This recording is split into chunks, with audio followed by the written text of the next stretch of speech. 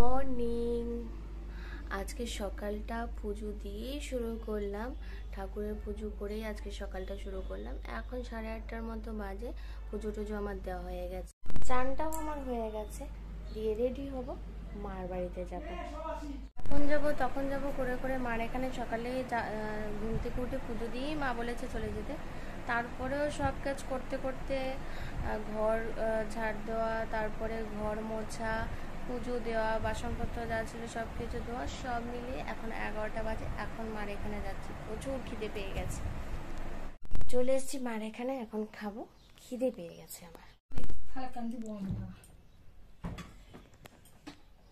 তো মা এখন রান্না বান্না চলছে, আরো বাকি আছে। এখানে করছে ভাজা 5 রকমের, আর রান্না বান্নাও চলছে মোটামুটি। আর এই দেখো, এটা কি সুন্দর হয়েছে, মাকে আমি গিফট করেছিলাম এটা, এখন অনেকটা বড় হয়ে গেছে।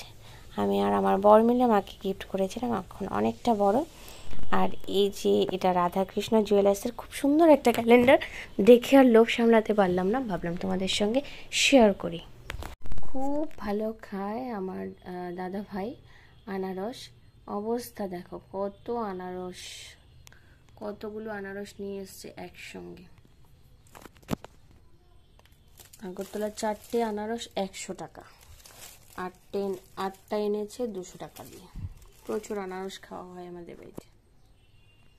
এখানে ভোরবেলা প্রচুর ঝড় বৃষ্টি হয়েছে আগরতলায়, আর এখন প্রচুর রৌদ্র উঠেছে, প্রচুর গরম।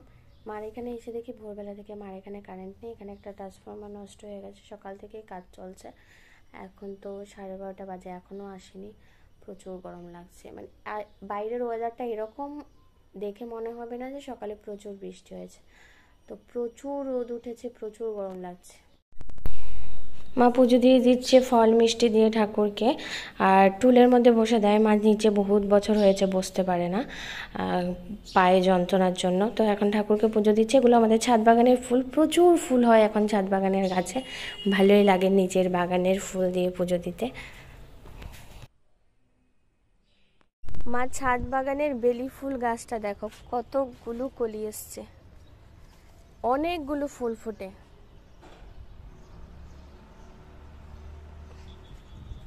এখানে অনেকগুলো ফোটে।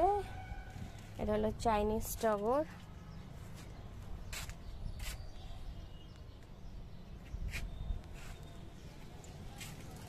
পুদিনা পুদিনা।